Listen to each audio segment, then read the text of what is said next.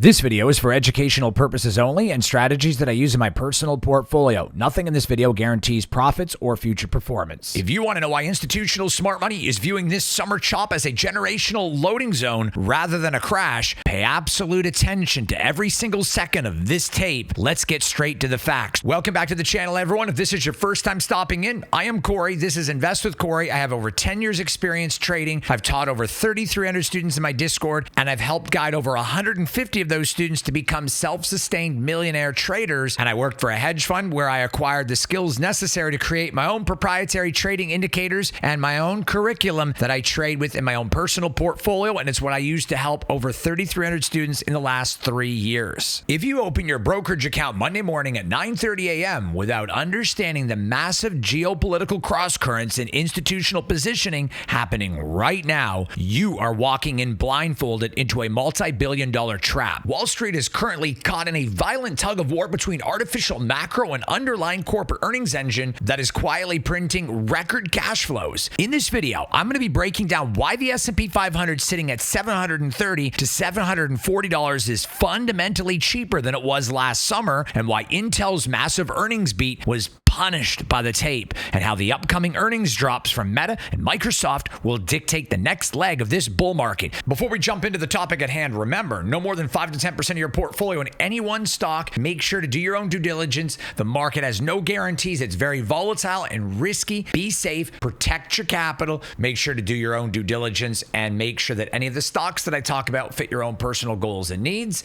And remember, like I said, you want to be patient and make sure that where you're investing your money, you're sure that's where you want to put it. Be safe. Protect your capital. The market is very risky. Let's look at the absolute reality that is spooking the tape right now. We are dealing with a severe escalation of geopolitical tensions centered around Iran and the Strait of Hormuz. This vital choke point is the global energy supply. The market is terrified an extended disruption will choke off oil flows and spike commodity costs and inject secondary inflation directly into the system. Compounding this fear is an obsessive panic over corporate capital expenditure, CapEx. Every time a major tech giant outlines multi-billion-dollar data center builds, retail investors panic, assuming margins are going to evaporate. Navigating this level of institutional crossfire without a professional framework is financial suicide, which is why you need to be in the room today. My masterclass webinar returns today at 2 p.m. Eastern, 11 a.m. Pacific, and just a few hours from now. In just a few short hours, every single student that has ever stepped into my masterclass tells me they learn more actionable, raw wealth building data in that single hour than anywhere else on the internet. I will be teaching my private hedge fund tools, my D-Stochastics RSI,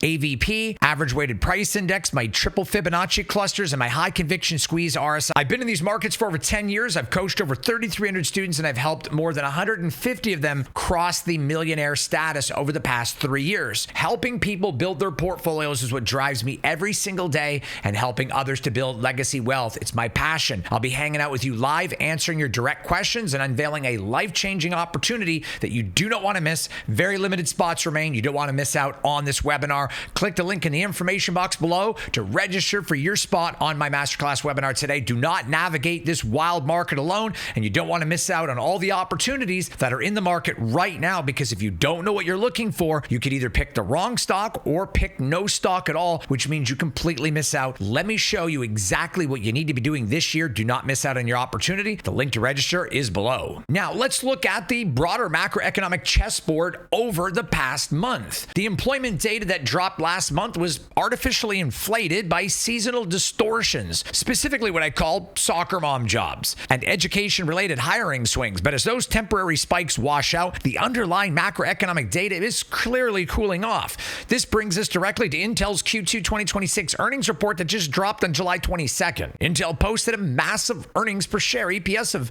42 cents, an actual 42 cents, completely crushing Wall Street's estimate of 19 cents. Now, this is crushing it by over 121%. They generated $7 billion in operating cash flow and posted their fastest revenue growth in over 15 years, with gross margins climbing to 41.8%. Yet, despite blowing past expectations, the stock faced a volatile price action. And why is that? Well, that's because the market is hyper-fixated on the CapEx spending required to sustain technological revolution. But I'm going to tell you exactly what's going on with this CapEx spending and scare. This leads me directly into the most important important thing to discuss, which is the upcoming earnings reports for Meta hitting the tape on July 29th and Microsoft, and the delicate dance of corporate capex. Now, investors are terrified of two extremes right now, and you need to understand both scenarios. If Meta or Microsoft guide their 2027 capex even higher, say pushing towards $150 billion or more for the AI infrastructure, the market panics over near-term margin compression, triggering an immediate sell-off. Things could be a little shaky if this happens. But under the secondary scenario, conversely, if the tech giant suddenly pulls back on infrastructure spending, it signals to Wall Street that management has lost the conviction in the generative AI demand curve.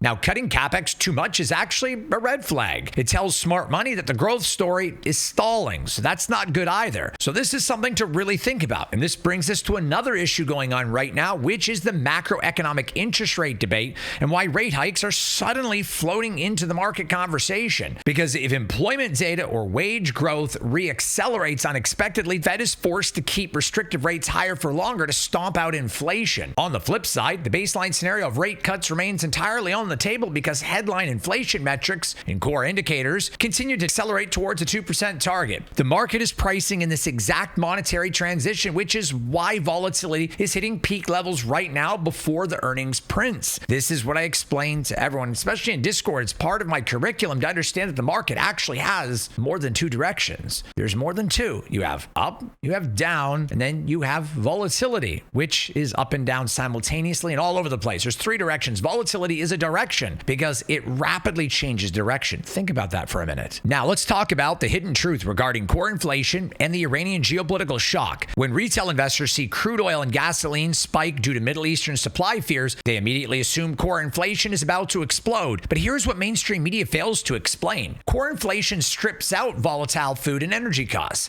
Because core CPI explicitly removes gasoline and direct energy prices, a spike in crude oil driven by geopolitical headlines does not automatically trigger an immediate matching surge in core inflation readings. However, we cannot ignore the secondary effects. If energy and fuel costs remain elevated for too long, they inevitably seep into freight, and that creates a lagging secondary wave of cost push inflation in food and retail goods. This nuance is precisely why the bond market is so jumpy. The headline numbers look insulated by core metrics, but the real-world friction of transportation costs is keeping the Fed on high alert. This is something to really think about when all of this is transpiring over the next couple of days and weeks and however long it goes on for. Nobody really knows at this point. Now, let's look at the actual valuation of the market because this is very important, and the numbers completely shatter the narrative that equities are in an uncontrollable bubble.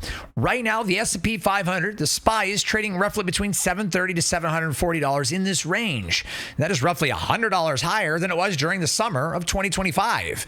When SPY was lingering around $630 to $640 back in the summer of 2025, naturally, the mainstream media cries that stocks are too expensive, but they're completely wrong. They just don't understand what's actually going on right now at the SPY. Look at the forward-looking PE ratio. Right now, the S&P 500 forward PE ratio sits at approximately 21.5 to 22x for the next 12 months' earnings. Compare that to last summer when the forward PE ratio was hovering significantly higher, around 25 to 26. This is a lot higher. Even though the absolute price of the index is higher today, the market is actually cheaper relative to its forward earnings power because corporate profits have aggressively grown into the valuation. True historical bubble territory like the dot-com peak in 2000 and the 2008 systematic anomaly or the pandemic liquidity spike saw forward and Schiller PE multiples that stretch way past 38 to 40. We are nowhere near those extremes. Corporate earnings are expanding faster than stock prices, meaning the underlying market foundation is fundamentally healthier than it was a year ago, even though prices are higher. This is something to understand. It's actually cheaper to own most stocks today than it was last year, even though the prices are higher. Let that sink in. You guys understand what I'm saying, right? Prices are higher right now on some stocks than they were last year, but still, based on valuation, it's actually cheaper or more affordable. This brings me to the next thing to discuss, which is where Wall Street's top analysts see the tape heading next. FundStrat's Tom Lee recently reaffirmed his explosive year-end S&P 500 target of 8,000, alongside top strategists at Goldman Sachs and other major institutions sitting around that exact round number. But Tom Lee also issued a vital warning. The market has to survive a classic, highly volatile summer dip first. We are currently right in the middle of that seasonal mid to late summer correction window. And furthermore, detailed analytical reports tracking the Iranian geopolitical situation indicate that regional de-escalation de-escalation pathways are actively being negotiated, with diplomatic resolutions widely projected to stabilize the Strait of Hormuz by mid to late August. Now, there's no telling if this is for sure going to happen because no one really can tell. Everything's pretty crazy over there. But when you combine the geopolitical relief of this historical midterm election cycle dynamic, where markets notoriously experience summer anxiety followed by an aggressive, relentless structural rally from October through June, the setup becomes crystal clear. Buying high conviction stocks right now during the blood is not gambling, it's institutional positioning. This is something that I've been teaching my students, and you guys here on YouTube, you just don't know it. It's very important to think about. Before I continue on, remember guys, my masterclass webinar returns today at 2 p.m. Eastern, 11 a.m. Pacific. Just a few hours from now, I'll be breaking down these exact S&P 500 support levels, sharing my proprietary D-Stochastics RSI setups, dark pool, and hedge fund strategies, and I'll be revealing my massive lifetime opportunity announcement. I'll be hanging out with you and answering your questions, but spots are nearly gone. Click the link in the information box below to secure your spot and hang out with me today for a few hours. The bottom line is completely undeniable. Do not let short-term macro noise, geopolitical headlines, or artificial capex panic trick you into dumping your world-class assets. The forward PE ratios prove the market is healthier than it was last summer. Tom Lee's roadmap to 8,000 is backed by real earnings growth, and the seasonal summer dip is the exact institutional window we always look for. Stay disciplined, manage your risk parameters surgically, and execute like a professional. Hit that subscribe button, drop a like if you guys enjoyed this video, and let me know in the comments what video you would like to see and what stock you'd like me to analyze. I look forward to seeing you in the Discord real soon and on the webinar today in just a few short hours. Take care of yourselves. The market is very risky. Be safe, protect your capital. One love, fam.